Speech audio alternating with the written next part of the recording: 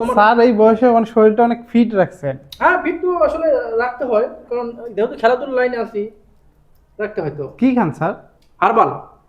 কারবাল।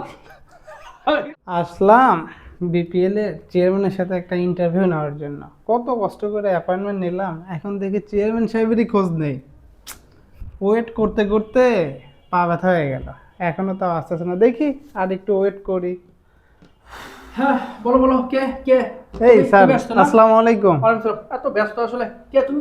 কোন টিমের পক্ষ থেকে? স্যার আমি হচ্ছে রাতে দিনের খেলা চ্যানেল থেকে চেকবল মাহমুদ। আচ্ছা আচ্ছা, একটু ফাঁকে রাখো। আমাদের আসলে এত কাছে রাখলে ঝামেলা হয়। এত ব্যস্ত থেকে আনিস, তারপরে কি আছে দেখো। হ্যাঁ বলো তোমার। স্যার এই বয়সে মানে শরীরটা অনেক ফিট রাখছেন। হ্যাঁ, ফিট তো আসলে রাখতে হয়, কারণ যেহেতু খেলাধুলার লাইনে আছি, রাখতে হয় তো। কি খান স্যার? হারবাল। কারবাল। এই ছেলে কি বলো এগুলা? স্যার আমার ভুল হয়ে গেছে, আমার আসলে শোনায় সমস্যা। কি বললা? স্যার আসলে আমার কানে একটু শোনায় সমস্যা। না, এগুলো কাদের অ্যাপয়েন্টমেন্ট দেয় বলছি, আমি কোডটা গায়ে দিয়ে নিই। এই আনিস, এরপর থেকে সবাইকে অ্যাপয়েন্টমেন্ট দিও না। এত ব্যস্ততার মধ্যে সময় দেওয়া, এসব কি সব, কোথায় সমস্যা না কি নিয়ে আছে এখন বলো। খুব ব্যস্ততার মধ্যে আছি, শোনো শর্টকাটে বলে দিচ্ছি। এবার বিপিএল হবে ইতিহাসের সর্বশ্রেষ্ঠ সব থেকে সেরা বিপিএল। আমি তো স্যার আপনাকে এটাই জিজ্ঞেস করতে চাচ্ছিলাম, আপনাদের বিপিএল নিয়ে নেক্সট প্ল্যান কি? তুমি আরেকটু ফাঁকে রাখো। হ্যাঁ, এখন বলো। আপনাদের এবারকার বিপিএল এর প্ল্যানটা কি? আমাদের প্ল্যান খুব সহি শুদ্ধ, খুব ভালো একটা প্ল্যান। এবারে বিপিএল হবে সব থেকে সেরা, এরবারে কোনো কথা নেই। ইতিহাসে এরকম বিপিএল কোনো জাতি দেখেই নাই। এবার এবার এবার অকেশলাম যে আপনার নাইম শিখের দাম এত হইলো কেমন স্যার? নাইম শেখের বেশি বড়, এই জন্য ওর দাম বেশি হয়েছে। এটা খুবই সিম্পল ব্যাপার। এগুলো আবার একটা পরিচালককে জিজ্ঞেস করতে হয়। সব তো পেশি দিয়ে হয় না। যেমন আমাদের একজন আছে অনেক স্বাস্থ্যবান একটা প্লেয়ার, যেটা হচ্ছে কোন জায়গায় কি মারতে হবে সেটাই জানে না। কোনো সমস্যা নাই, ওকে আমরা নেক্সট টাইমে দাম বাড়াই দিব। এবার নাইম শেখের জন্য একটা ভালো সময় গেছে। আর নাইম শেখকে যারা নিচে ও দলের, আসলে ওরা তো বিদেশি টাকা, তো ওরা খুশিতেই টাকা বেশি দিচ্ছে। তোমরা এত বুঝে নিবে না এগুলা, ও তাই না? একটু দূরে রাখো। Sorry sir. হ্যাঁ বলো। না, এই যে হঠাৎ করে এরকম দাম বেড়ে গেলে ইয়েছে। শোনো আসলে বরিশাল তো নতুন টিম। আর হ্যাঁ স্যার, কি বললেন?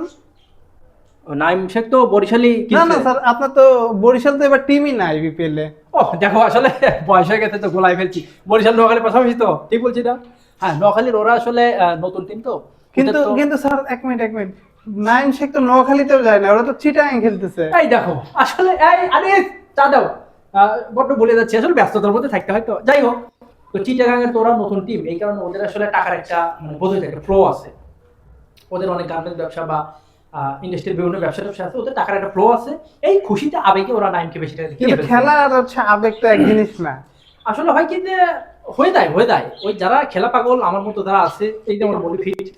আপনারা বিপিএল এবার কয়টা ভেন্যু চেষ্টা করতেছেন? আমরা এবার বিপিএল 150 থেকে 160টা ভেন্যু হচ্ছেই।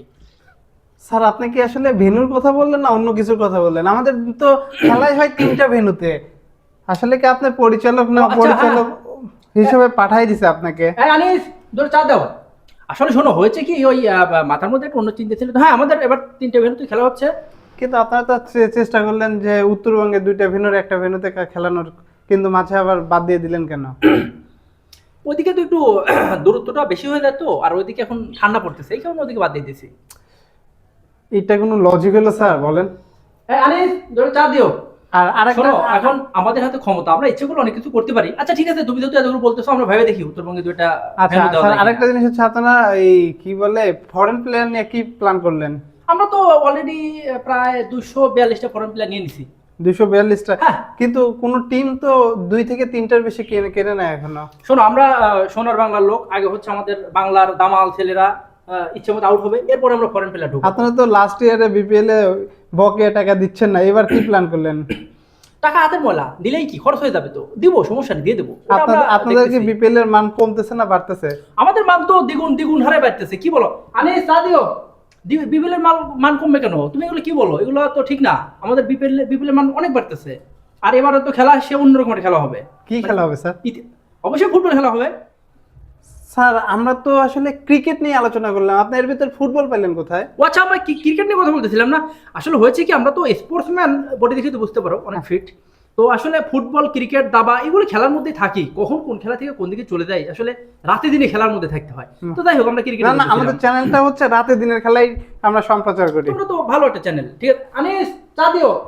শোনো তাহলে হচ্ছে আমার একটু ব্যস্ততা আছে, তাহলে হচ্ছে তুমি থাকো, আর হচ্ছে চা কিন্তু খেয়ে যাও। হ্যাঁ স্যার আপনাকে অসংখ্য ধন্যবাদ এত সুন্দর একটা মূল্যবান টাইম আমাকে দেওয়ার জন্য। ঠিক আছে, তাহলে তোমার নামটা তুমি কি বলছিলে? আমার নাম হচ্ছে চেকবল মাহমুদ। ওকে, নামটা মাথায় রাখবো, ঠিক আছে, ভালো থাকো।